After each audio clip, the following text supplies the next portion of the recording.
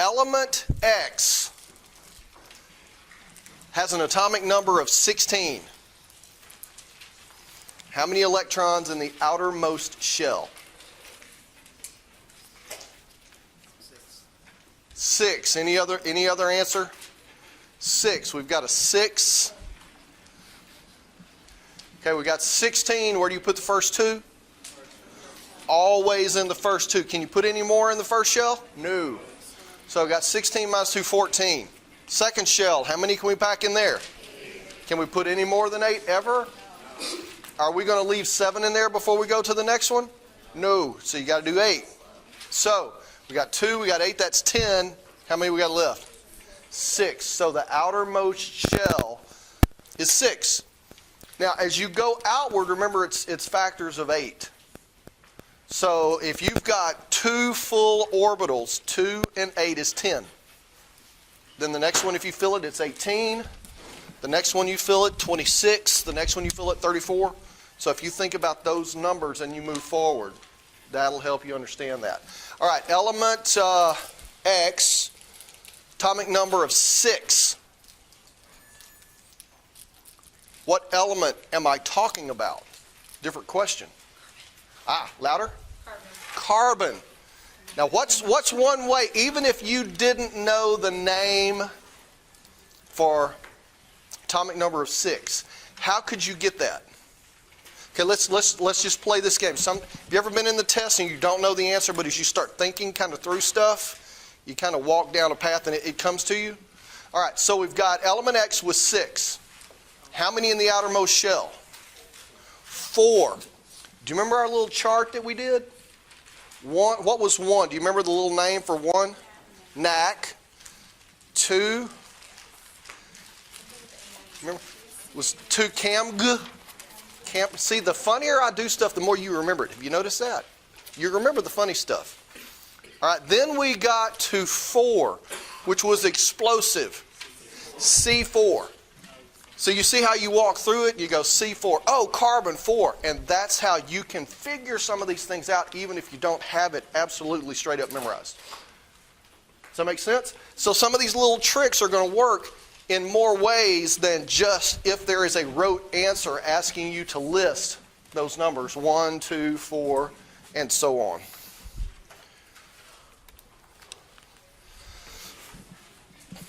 All right, so we're picking up where we left off on proteins. Now, remember, proteins are polymers.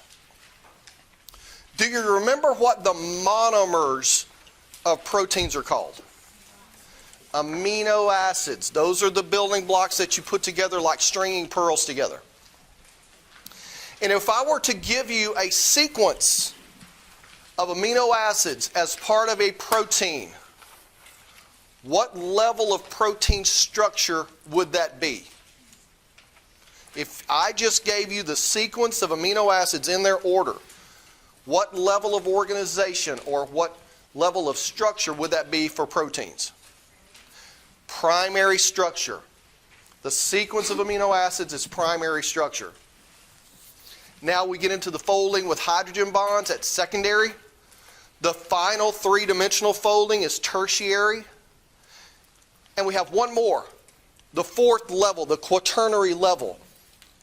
What makes it a quaternary structure for proteins? You have multiple proteins bound together.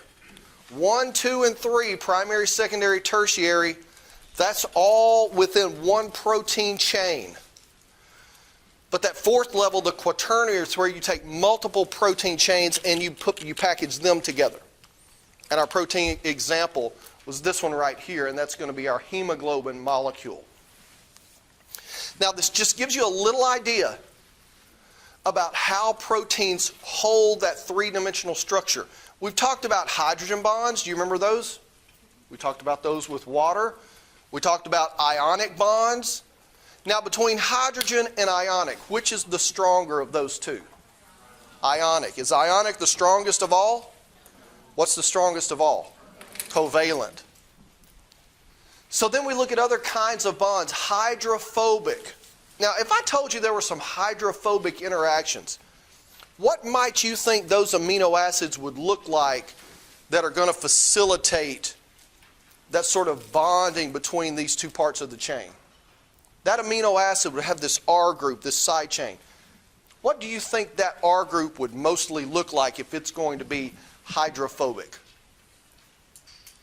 That's kind of a really technical question. Hydrocarbons. Remember oils? Hydrocarbons, a lot of carbons and hydrogens, no polar groups at all. So we're going to have a lot of hydrocarbon side chains with amino acids that are going to do that, to help give us this three-dimensional fold for each one of those chains. And then some of these bonds are going to help us package those all together to get our quaternary structure for a molecule such as hemoglobin. Here we have another way that we can view proteins. These are three-letter designations, and you don't have to memorize any of these. I'm just trying to make you familiar with how we do these. But here you can see the primary sequence for this protein chain. Here's another primary sequence of this protein chain.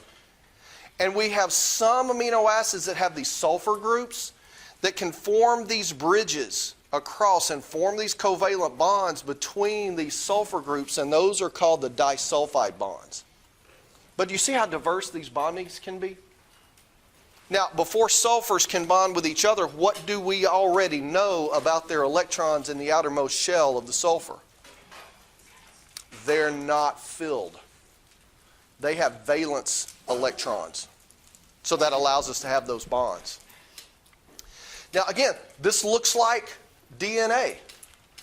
And like the two strands of DNA are held together by hydrogen bonds, this either spiraling, this alpha helix, or this sort of going back and forth next door to each other, those shapes are held together also by hydrogen bonds.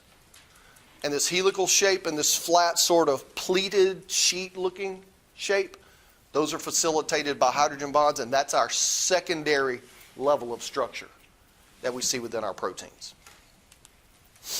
And we've seen hemoglobin. We're not going to keep looking at hemoglobin. Now, proteins are not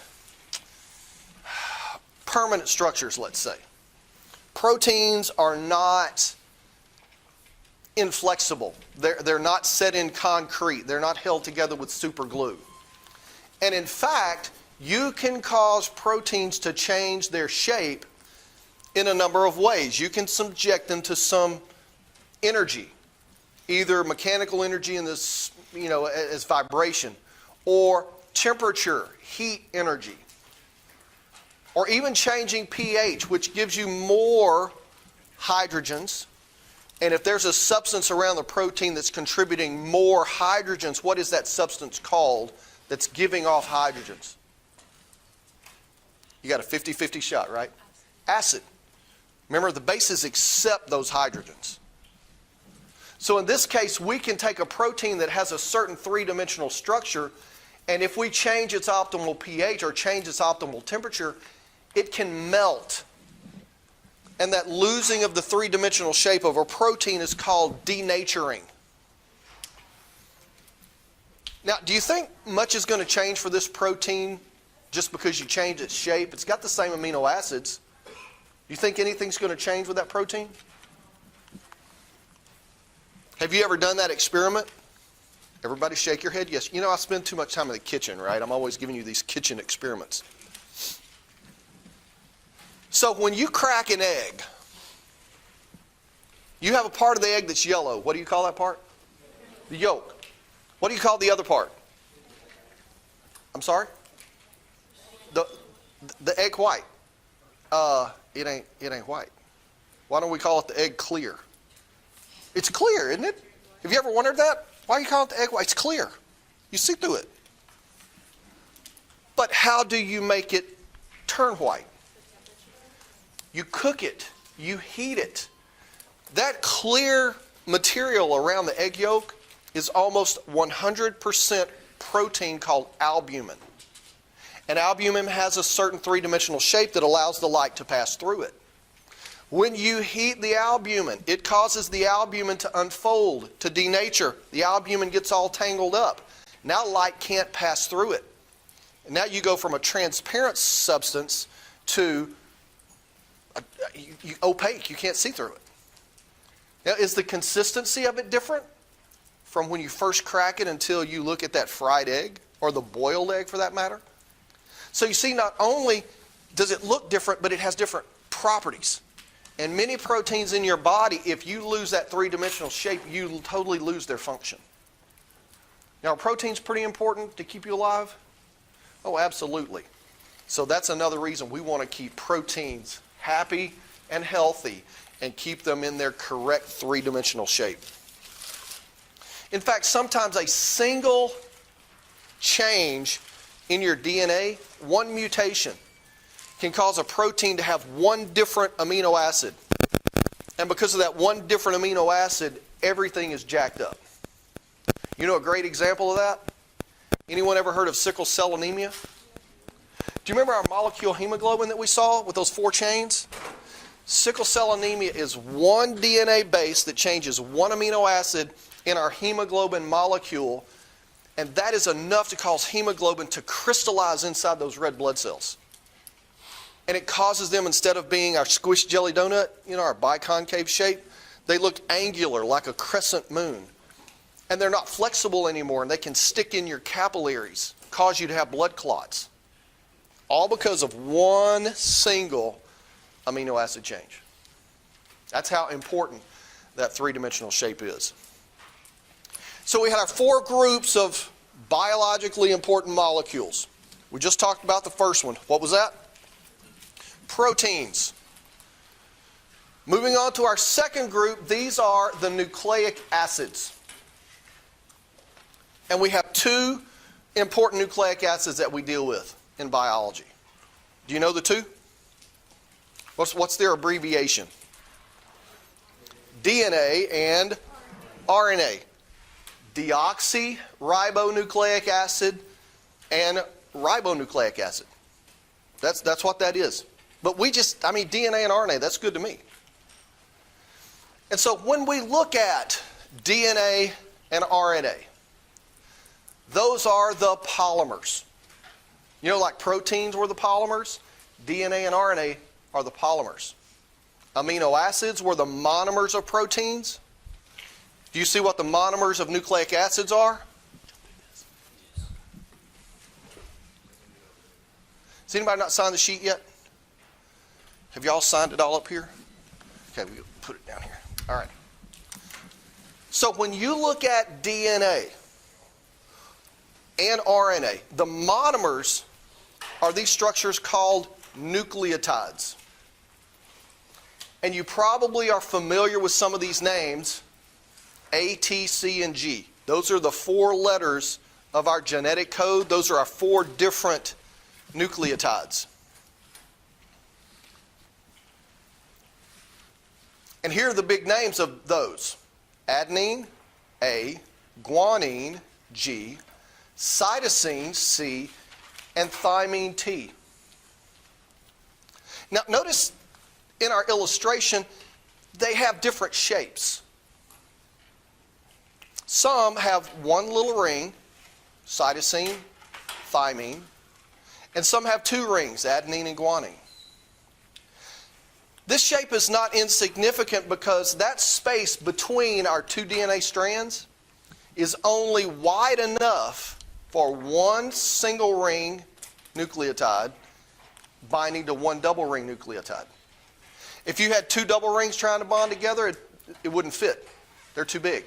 If you had 2 of these single rings, they wouldn't be big enough. They couldn't reach across the space. And so when we look at the different shapes, we put these nucleotides, and actually these are going to be the bases on our nucleotide. Our nucleotide is composed of a sugar, a phosphate, and this base. So we define these. Our single rings are cytosine and thymine. Now, I'm avoiding this one. We'll cover this a little bit more in a second, but this one's only in RNA. And for our double rings, adenine and guanine. Now, our single rings are called pyrimidines. Our double rings are called purines. And you're like, man, this is getting really complicated all of a sudden here. You know what I like to do when stuff gets complicated? Simplify it. You want me to simplify it for you? This is how I remember who is who. Pyrimidines, purines, which is the bigger word? Which has more letters in it? Pyrimidines, right? The structure is the opposite. The big word has the small structure. The small word has the big structures, right? That's a pretty easy way to remember that. Okay, fine, but how am I going to remember which are the littles and which are the bigs? Pyrimidines, that sound like any word you've ever heard before? Pyramid, right?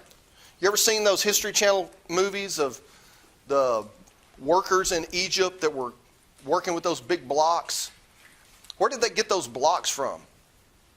Those big limestone blocks that weigh thousands and thousands of pounds and tons. They had these limestone quarries, right? How did they get them out of the quarry? How did they get them off the wall to start with? Hand tools. And so what did they have to do? They had to cut the blocks out for the pyramids, right? Cut, C-U-T. You got to cut the blocks to build the pyramids.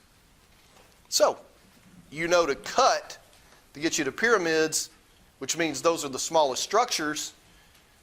The other ones go with the purines, right? You see, you learn part and know that the rest of them goes with the opposite group. See how easy that is? It might sound really technical, but there are ways you can simplify it and have these little memory tricks to help you put some of this technical stuff all together so that you can remember it. Now, the difference between RNA and DNA, this sugar that forms a backbone for our nucleic acids, for DNA it's deoxyribose sugar, and for RNA it's ribose sugar. And so that's our distinction we're going to have right now for these. When we get to the pairings of these together, we've got one more, and it involves our uracil base there, but we'll talk about that in just a second. All right, so our monomers for nucleic acids are nucleotides. And we have 5 different ones we're going to memorize in this pyrimidines and this purines list. So, here is one strand of a nucleic acid. In fact, this is RNA. And go ahead and start thinking about RNA and maybe even jot it down in your notes. RNA is single-stranded. RNA is single-stranded. The only time you find double-stranded stuff is over here in DNA. And when we look at bonding our DNA strands together, see how we have this pyrimidine and it's hydrogen bonded to a purine? You see that? Here we have a different pyrimidine, we have a different purine. We have to have those two for that space across. You can't, like I said, you can't have 2 pyrimidines and you can't have 2 purines. So because of their structure and because of that space, you will always and forever find adenine paired with thymine, AT, and you will always find cytosine paired with guanine, CG. That is in DNA. Do you notice I have an equal sign here and then something else going on here? Why do I have 2 lines here and 3 lines there? Anybody have a clue? I'd put those. What bonds the nucleotides together to hold the strands of DNA together? Ionic bonds? Covalent bonds? Hydrogen bonds. Hydrogen bonds, is that the strongest? Middle? It's the weakest. And remember, we have to use the weakest one here because we have to unzip our DNA when our cells replicate. So these lines show that you have 2 hydrogen bonds holding that together, but 3 hydrogen bonds holding the CG together. Which of those 2 pairs is going to be easiest to denature or break? 2 or 3? Well, it makes sense, 2. These are easier to break. So when DNA has to unwind, and we'll talk about that when we go into DNA replication and cell division, this is where it's typically going to start in regions where you have a lot of AT pairs, because it's easier with only 2 hydrogen bonds to break apart. Now, the T, the thymine, you're only going to find thymine in DNA. So when we look at the nucleotides in RNA, that's where we have the A, C, G, but instead of the T, we have the uracil, the U.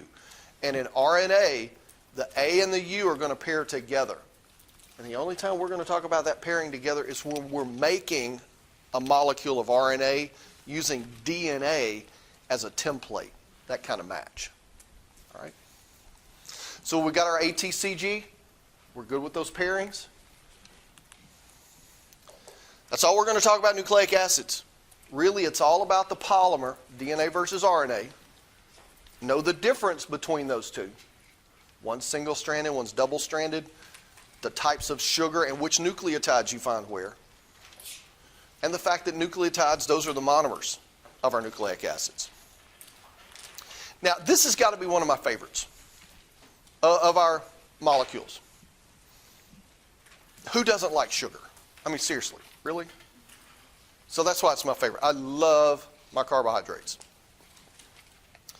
And so when we look at carbohydrates,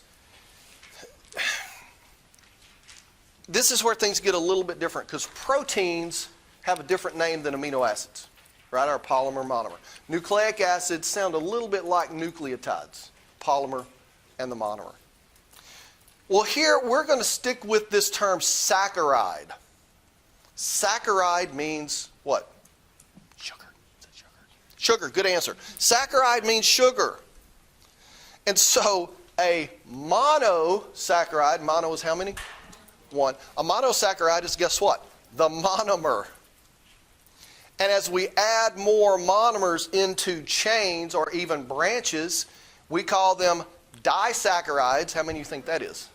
Two. See how simple this stuff is? And some of you are afraid of biology, please. Polysaccharides. How many of you think that is? More than two. Several. Many.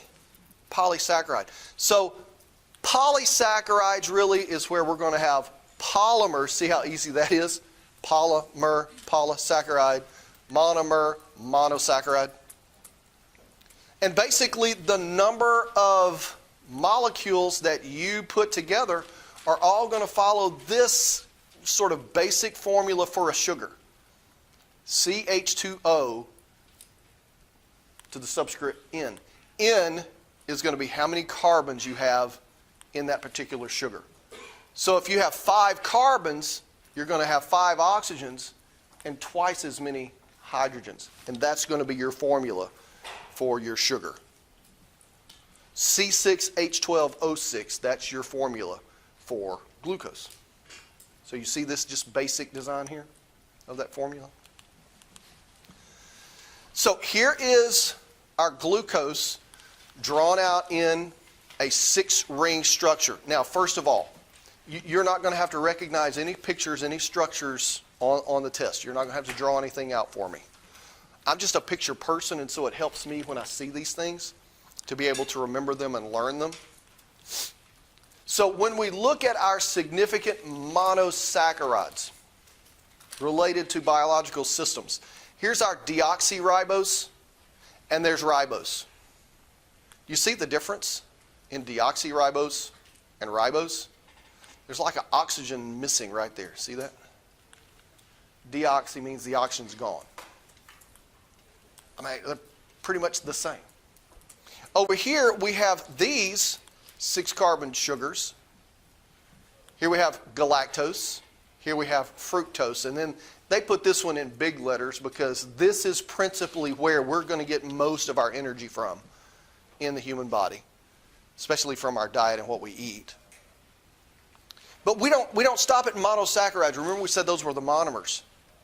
If we begin to assemble these together into disaccharides, all of a sudden we put a glucose with a fructose.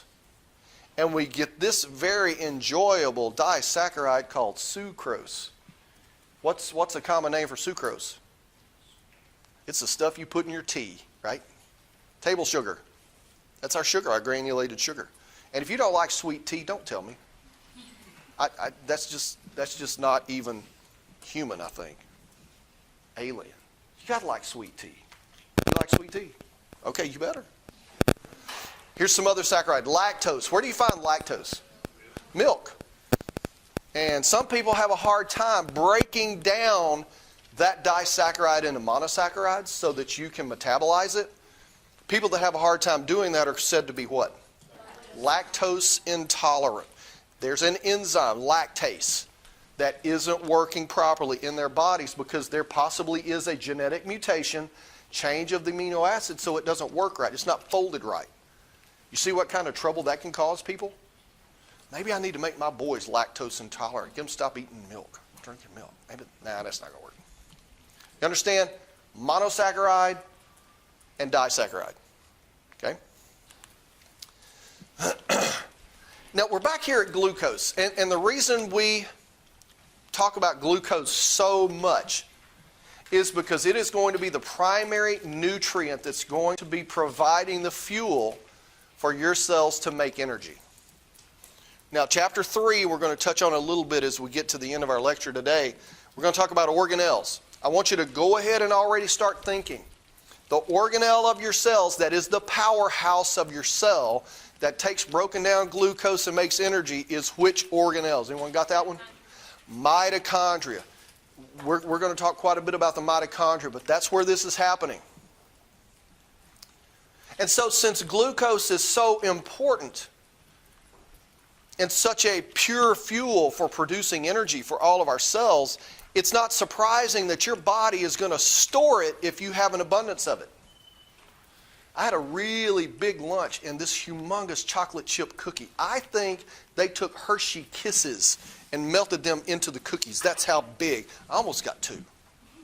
If someone hadn't been looking, I'd have got 2.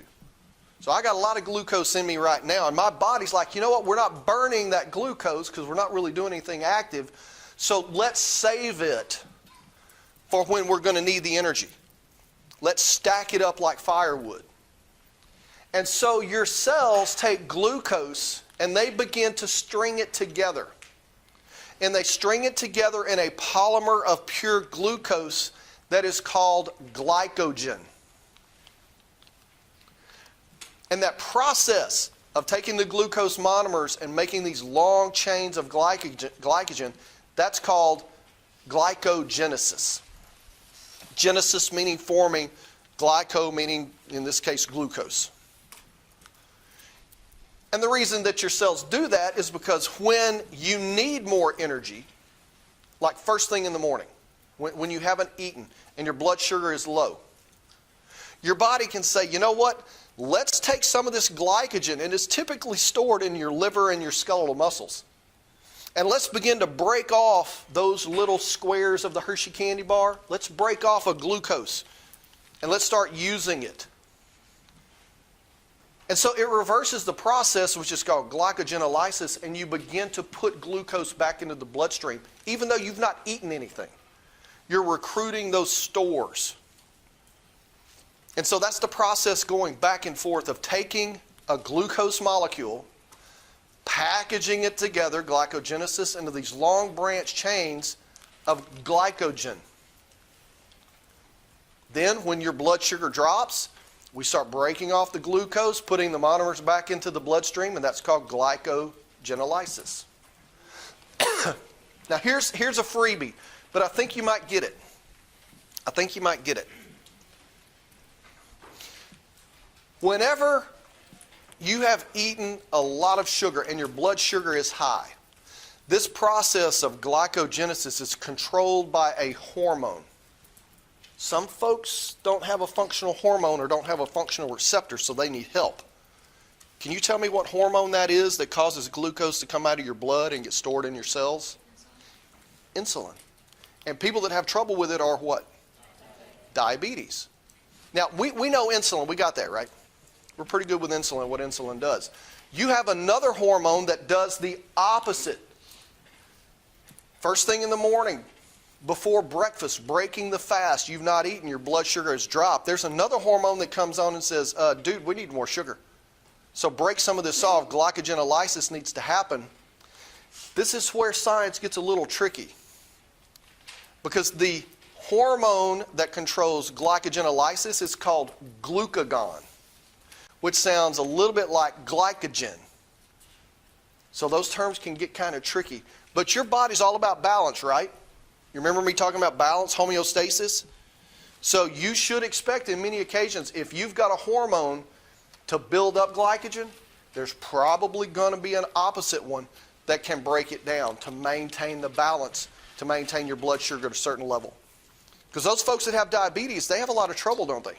If they don't regulate their sugar and their sugar gets too high, what can happen to them? They start passing out and they can go into a diabetic coma. Did you know that? If your blood sugar gets high, sugar's a good thing to me. But that is a primary example of too much of even a good thing is still too much. You know you could die from drinking too much water?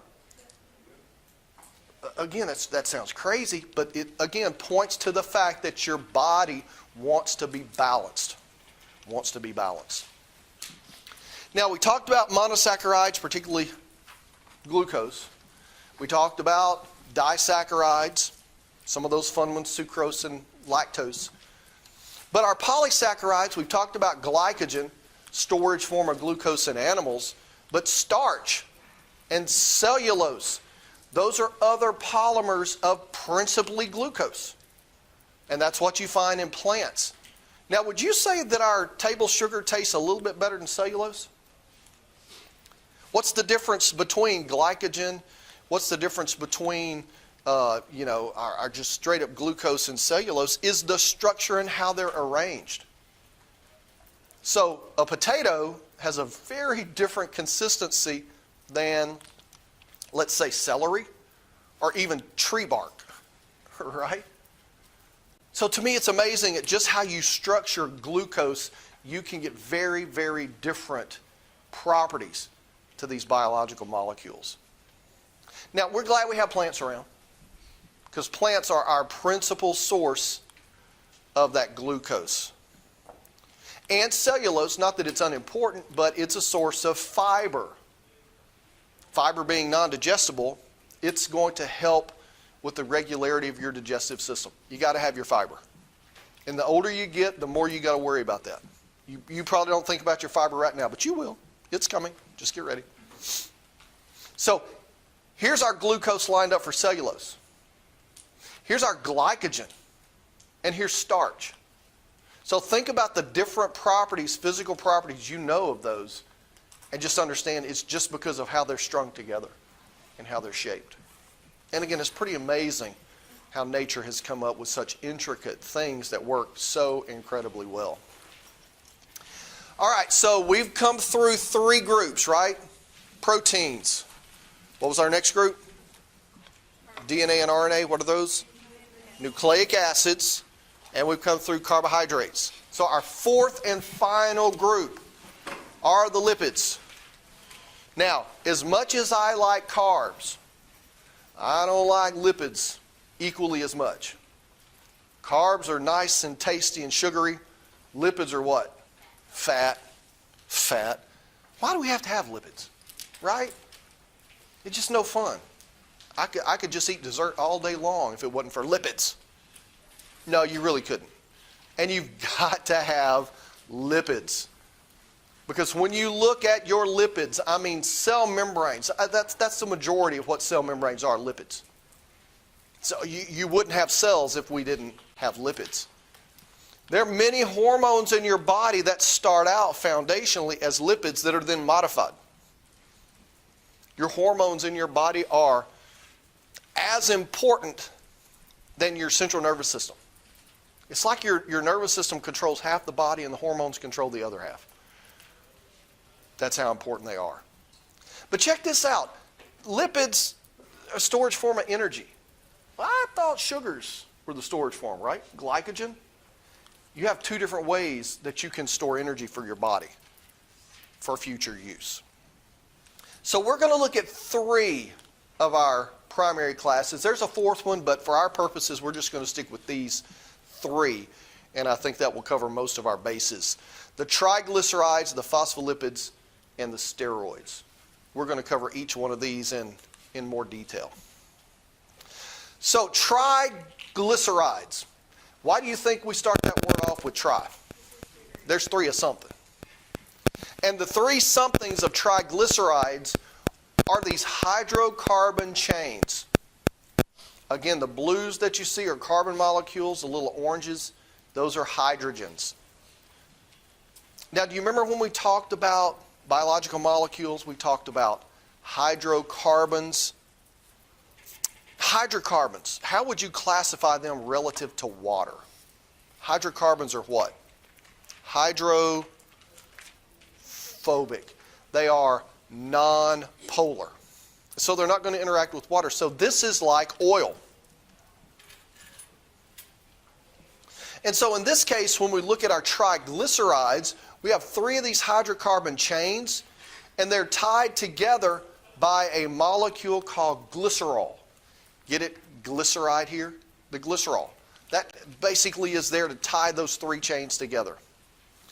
And triglycerides are the principal component of adipose tissue.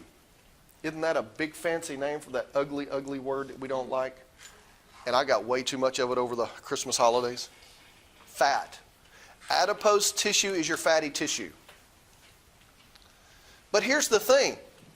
These triglyceride molecules, when you go out on a pound for pound basis, and I believe, I'm going to give you a range because I can't remember exactly, but I believe you can recover 3 to 5 times more energy per ounce of triglyceride than you can carbohydrate. It is a tremendous storage form of energy. But it's something that societally, I guess, we have decided doesn't look as good. I don't know. But it's important. You got to have it. Some animals in the animal kingdom, especially those that live in very cold climates, if they didn't have adipose tissue, they wouldn't make it. The whales and the seals, the blubber, that essentially is going to be that adipose tissue. Now, I want to look at the chains, those 3 hydrocarbon chains, just a little bit more closely, because those chains are said to be fatty acid chains. Again, they're just hydrocarbon molecules. They can have a different number of carbons, so they can be longer or shorter. And they can have a different number of, that should be double bonds. I think my picture got over my text there. Double bonds. So you see in this illustration, we have these triglycerides, and they're just straight lines. And you illustrate them out like this. All of these carbons are held together to each other with single bonds. And since carbon has a valence of what? What's carbon's valence? 4, C4, remember. If we're going to bond this carbon to this carbon and another one, that means we have 2 that are left over that can form bonds. And in this case, we're single bonded to a hydrogen here and a single bonded to a hydrogen there. All single bonds. So these fatty acid chains that only have single bonds are said to be saturated fats. Have you started reading the labels of the food you eat yet? Again, it's another thing that happens when you get older. You start watching the fats and watching the calories. Saturated fats, these don't have double bonds. Versus fatty acids that have 1 or more double bonds.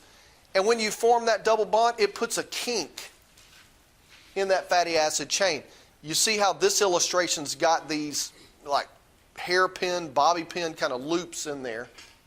And so the space that's taken up by these unsaturated fats, and if you have more than 1 double bond, it's a polyunsaturated fat, that's going to take up more space. You can't package these as closely together as you can the saturated chains. And the consequence of that in a physical situation is when you take your saturated fats and you have them at room temperature, you're going to have a solid. And this is typically what your animal fat looks like. Now, have we got some country folks in here? Got some country folks? All right. I was raised in a town of 2,000 people.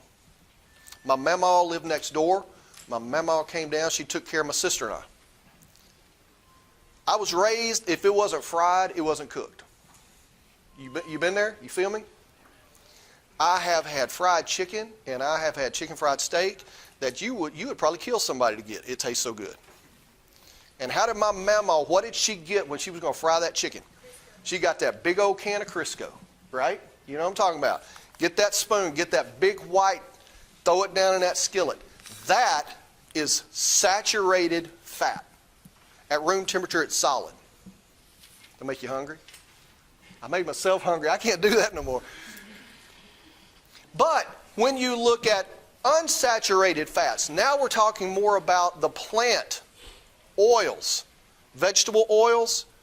You grab that bottle out of the pantry, it's going to be liquid at room temperature. So just because of the shape of these chains, the space that they take up, this is going to be more liquid. It's going to have to be a lot colder before that gets as solid as what we see with our saturated animal fats at room temperature. And what's the difference? Double bonds between the carbons versus only single bonds. This can also have an impact on the fluidity of your plasma membrane for all of your cells as well.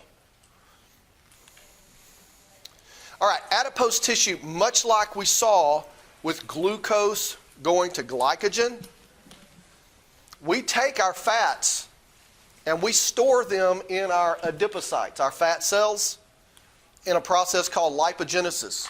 You take those fats and those fatty acids, assemble them into triglycerides, and you store them. Whenever we're low on energy and we need to really begin to break down that material and recover the energy, and by the way, when you're exercising to lose fat, you do lower intensity work for a longer period of time.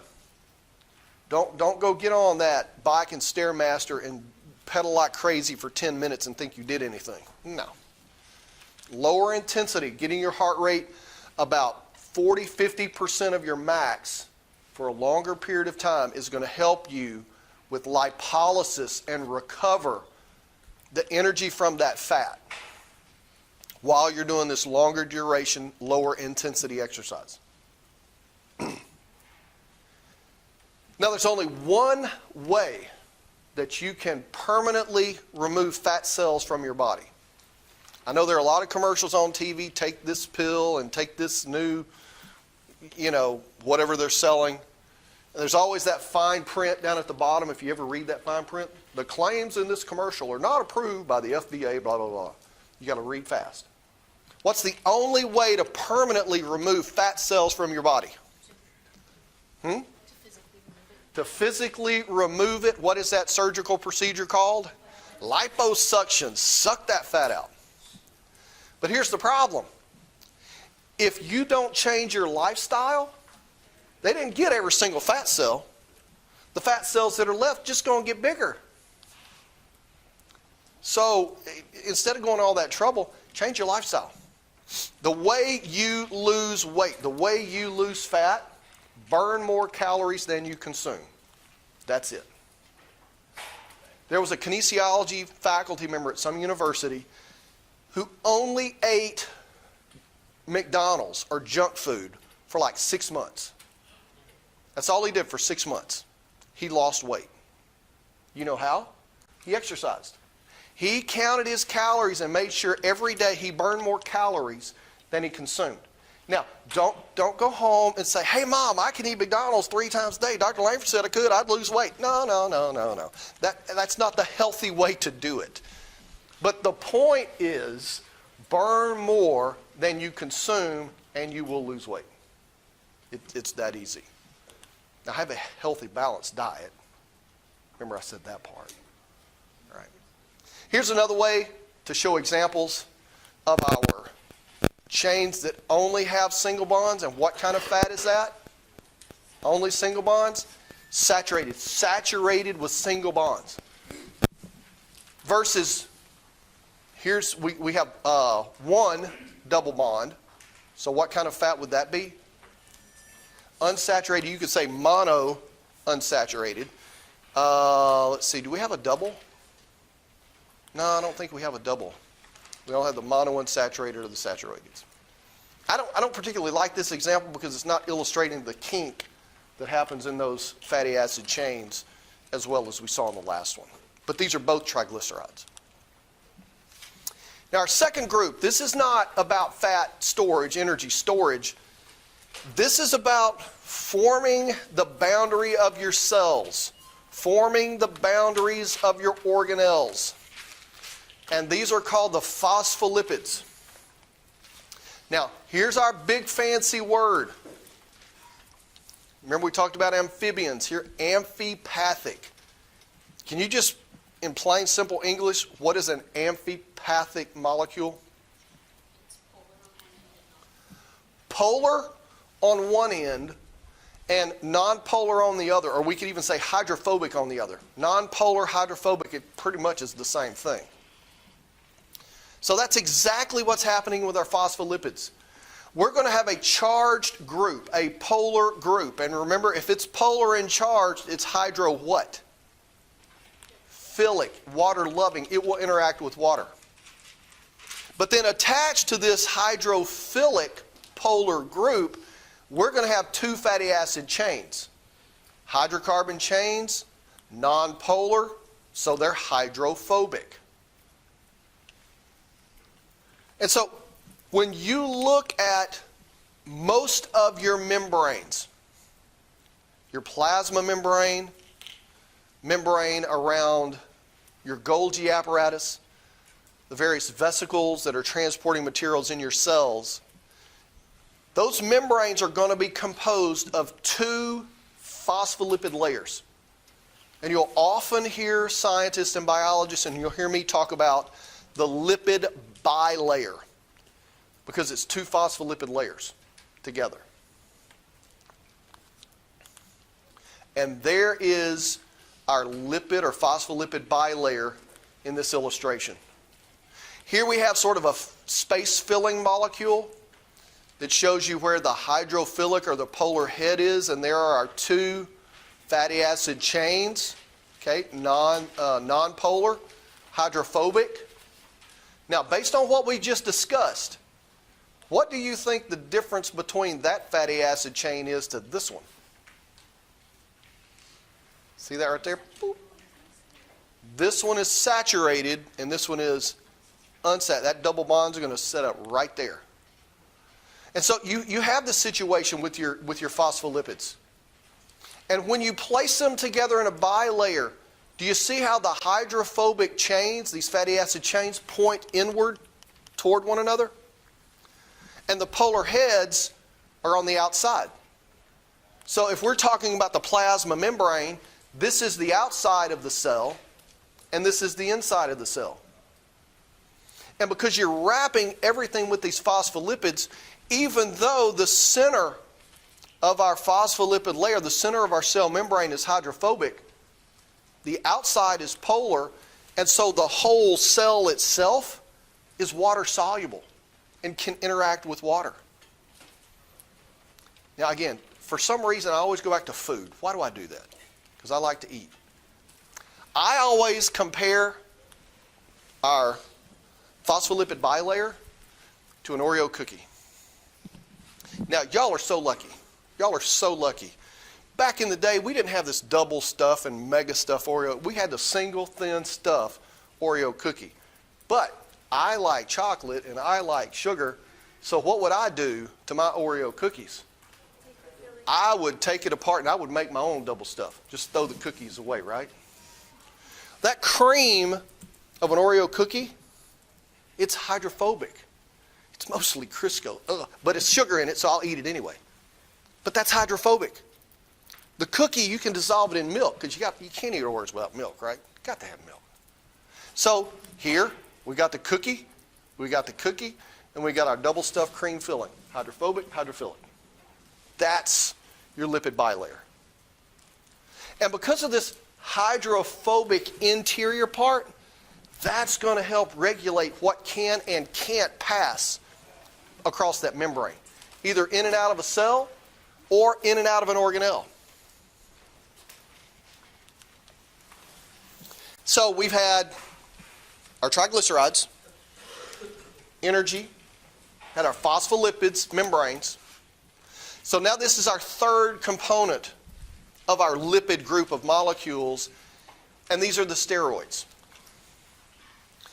Most of the time when you hear steroids, you think bad thing, right? Steroids, bad. Roid rage, all this stuff. No, you got to have them. Because these molecules that are breakdown products of cholesterol, which again, cholesterol, we think bad, but cholesterol is a good thing. You have to have cholesterol. Stabilizes your membranes. But cholesterol is an essential component of your steroid hormones, testosterone and estrogen.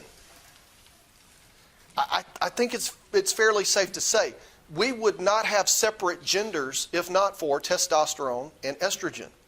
And certainly we would not be able to reproduce without testosterone and estrogen. Because these are both going to control the development of the egg in females and the development of spermatozoa in males. You got to have them for continuation of the species. And so cholesterol, which basically looks like this, here's the structure of testosterone. It looks about the same, doesn't it? Here's the structure of estrogen. Looks about the same, doesn't it?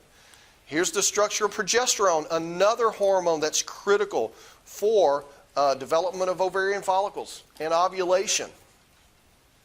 We even have cortisol. This is where we get cortisone from.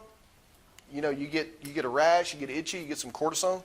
Aldosterone, this is an important hormone for regulating your water balance in your body to help keep you from dehydrating.